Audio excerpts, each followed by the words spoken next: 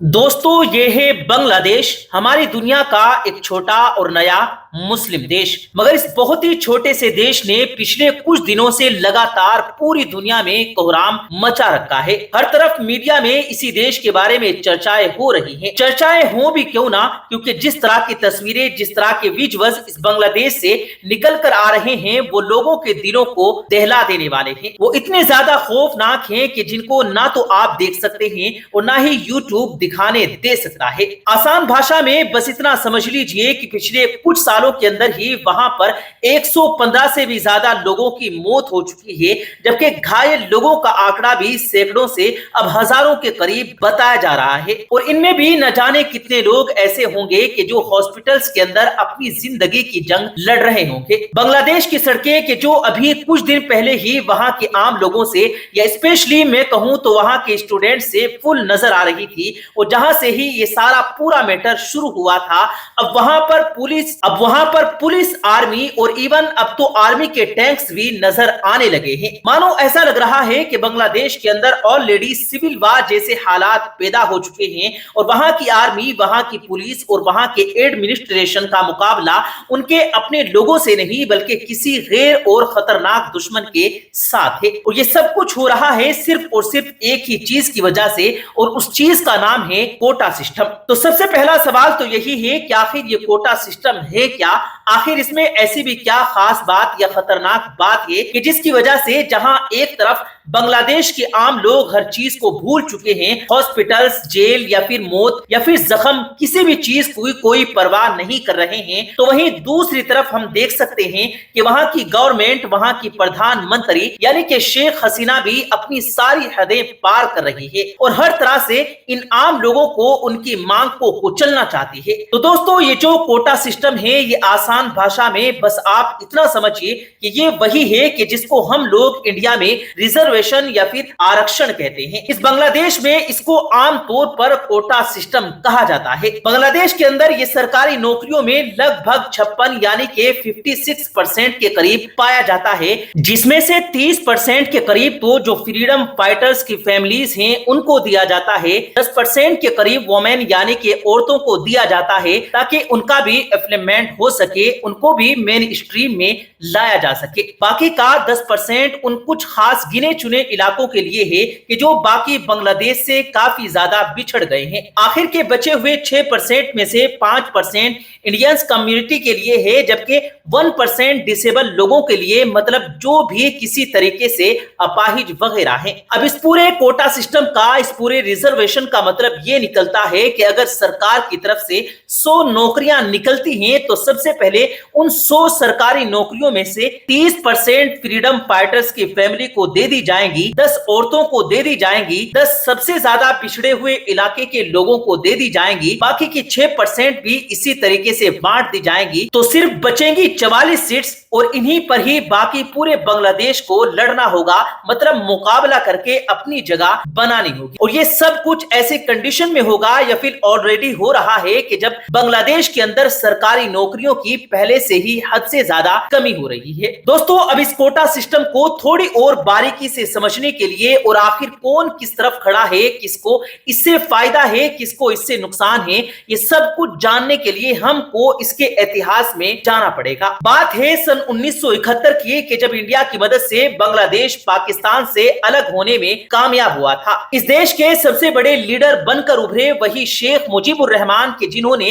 इस देश को आजादी दिलाने में एक बड़ा किरदार अदा किया था। देश बनते ही इस कोटा सिस्टम को भी इंट्रोड्यूस करवा दिया गया था, जिसमें सिर्फ 30% की एक बड़ी हिस्सेदारी तो फ्रीडम फाइटर और उनकी फैमिलीज के लिए रखी गई, यानी वो लोग कि जिन्होंने बांग्लादेश को बनाने के लिए, बांग्लादेश को आजादी दिलाने के लिए पाकिस्तान के खिलाफ लड़ाई लड़ी थी। फिलहाल ये कोटा सिस्टम तब से लेकर आगे तक लगातार ऐसे ही चलता रहा। जब फ्रीडम फाइटर्स के बच्चे हुए तो उनको भी इसका भरपूर फायदा मिलता ही रहा, मगर फिर सन 2018 में वहां की आम पब्लिक ने और स्पेशली बांग्लादेश के स्टूडेंट्स ने ایک بڑی مہم شروع کی اور پردرشن کرنے شروع کر دیے۔ پردرشن بہت زیادہ بڑے لیول کے ہوئے اور سیدھی مانگ یہی تھی کہ اس پورے کوٹا سسٹم کو ختم کیا جائے۔ یہ پروٹیسٹ اتنے بڑے لیول کے تھے کہ گورنمنٹ کو جھکنا پڑا اور اس پورے ہی کوٹا سسٹم کو ختم کرنا پڑا۔ یعنی نہ صرف فریڈم فائٹرز کی فیملیز والے 30% کو بلکہ اس کے ساتھ میں جو باقی کا بچا ہوا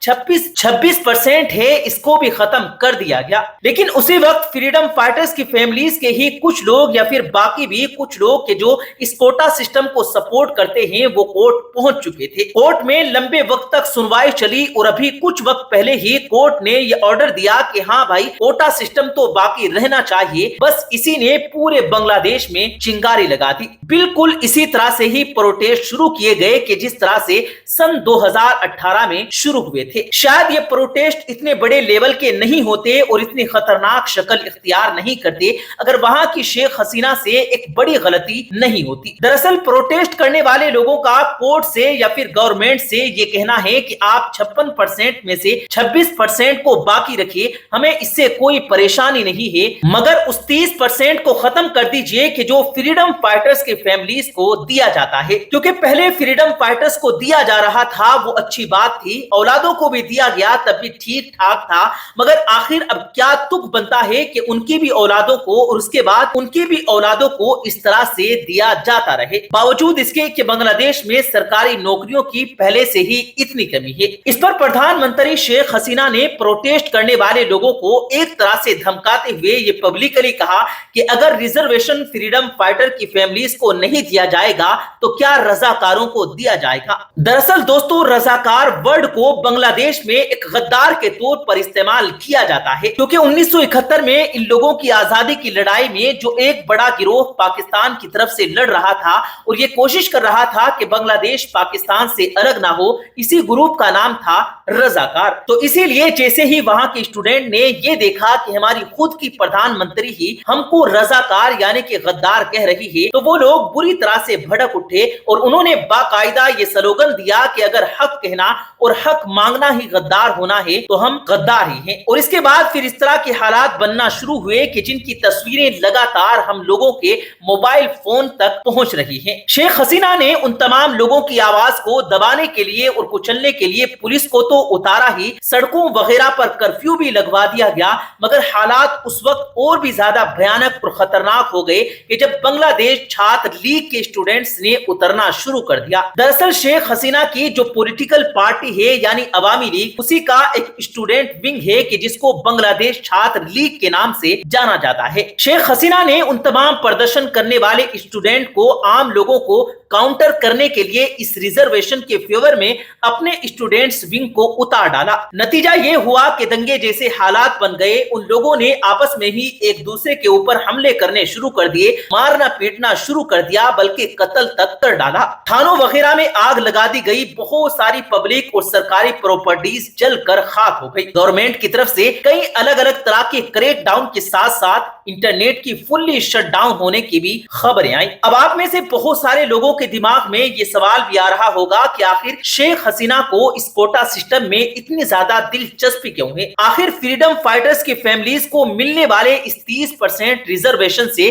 شیخ حسینہ کو ایسا کیا فائدہ ہے کہ جس کی وجہ سے وہ اپنی پوری راجنیتی کو اور اپنی پوری گلوبل امیج کو بھی داؤں پر لگا رہی ہے؟ کیونکہ ظاہر ہے جو کچھ بھی ہو رہا ہے اس سب سے زیادہ بدنامی تو شیخ حسینہ کی ہی ہو رہی ہے، جن کے اوپر پہلے سے ہی لگاتار یہ سوال اٹھتے ہی آئے ہیں کہ وہ صحیح طریقے سے الیکشن میں جیت کر نہیں آتی، بلکہ وہ تو اب ایک ڈکٹیٹر کی طرح ٹریٹ کرنے لگی ہیں۔ تو دوستو اس کا سیدھا سا جواب یہی ہے کہ یہ جو فریڈم فائٹرز فیملیز والا 30% کا یہ جو ریزرویشن ہے، اس کا زیادہ تر فائدہ، بلکہ ہم یہ بھی کہہ سکتے ہیں کہ اس کا سارا فائدہ ہی شیخ حسینہ کی پارٹی سے جڑے ہوئے لوگوں کو ملتا ہے۔ اور ایسا کیوں ہے اس کا جواب ہم لوگوں کو اتہاس میں ملے گا۔ دراصل سن 1971 میں انڈیا کی مدد سے جو شیخ مجیب الرحمان بنگلہ دیش کی آزادی کی لڑائی کو پاکستان کے خلاف لیڈ کر رہے تھے، وہ شیخ مجیب الرحمان انہی شیخ حسینہ کے فادر تھے، اور عوامی لیگ نام کی وہ پارٹی بھی شیخ مجیب الرحمان نے ہی اپنے ساتھیوں کے ساتھ مل کر بنائی تھی کہ جس کی آج شیخ حسینہ مکھیا ہیں، اور جس پارٹی سے ہی وہ آج بنگلہ دیش کی پردھان منتری बनी हुई है। तो अब जाहिर है कि जो लोग भी इस दौर में फ्रीडम फाइटर थे, यानी पाकिस्तान के खिलाफ जंग लड़ रहे थे, वो या तो खुद उस पार्टी का हिस्सा थे या उस पार्टी की आइडियोलॉजी को मानते थे या इसको सपोर्टर थे या कम से कम शेख मुजीबुर रहमान के दोस्त वगैरह ही थे। लेकिन दोस्तों फिर हुआ ये था कि इस नए और आजाद बांग्लादेश के इतिहास के सबसे बड़े हीरो यानी शेख मुजीबुर रहमान इस देश की गद्दी पर सिर्फ 4 साल ही बैठ सके थे, क्योंकि 1975 में फिर वहां की आर्मी ने उनका तख्ता पलट कर दिया था। न सिर्फ तख्ता पलट हुआ बल्कि जुल्म की सारी हदें भी पार कर दी गई थी। उनके साथ उनकी पूरी फैमिली को कत्ल कर दिया गया।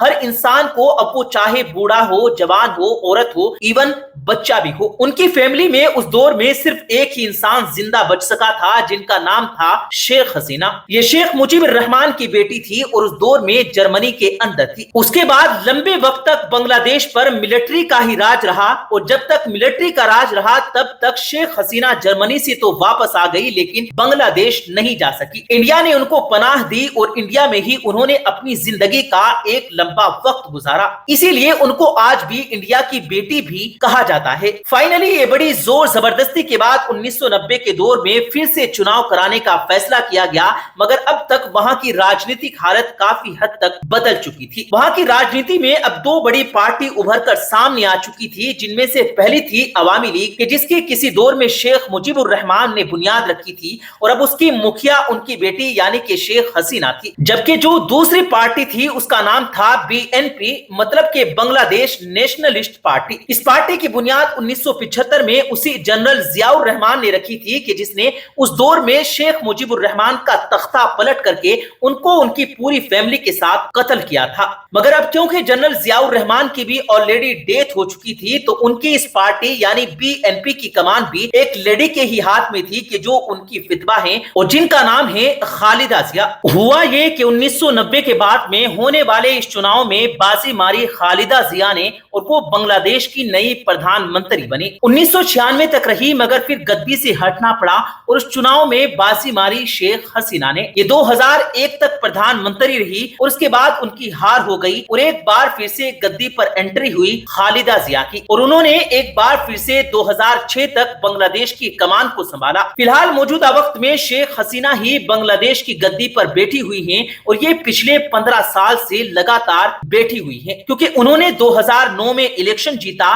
2014 में, 2019 में और फिर 2024 में जीता। दूसरी तरफ जो खालिदा जिया हैं वो इस वक्त जेल के अंदर बंद हैं। इवन उनकी पार्टी ने या बाकी पार्टीज ने भी 2024 के इलेक्शन का बाइकाट ही कर दिया था, क्योंकि उनके मुताबिक ये इलेक्शन तो सिर्फ ड्रामा है, वरना धांधली के जरिए से आखिर में जीतना शेख हसीना को ही था। दोस्तों आखिर में मैंने आप लोगों को ये जो बांग्लादेश की राजनीति का पूरा इतिहास बताया, ये समझाने के लिए बताया था ताकि आपको ये भी बता सकूं कि जब जब इतिहास में शेख हसीना या उनकी पार्टी ही बांग्लादेश के अंदर पावर में आती है, तब तब ये रिजर्वेशन वापस आ जाता है और जैसे ही खालिदा जिया की पार्टी या कोई और बंदा वहां की गद्दी पर बैठता है तो ये रिजर्वेशन गायब हो जाता है। यानी ये पूरा कोटा सिस्टम, ये रिजर्वेशन वहां के आम लोगों से कम बल्कि शेख हसीना की पार्टी से ज्यादा जुड़ा हुआ है, क्योंकि जैसा कि मैंने आपको पहले ही बताया कि इससे फायदा तो शेख हसीना की पार्टी को ही मिलता है, इसीलिए वो हमेशा इसको वापस लाती हैं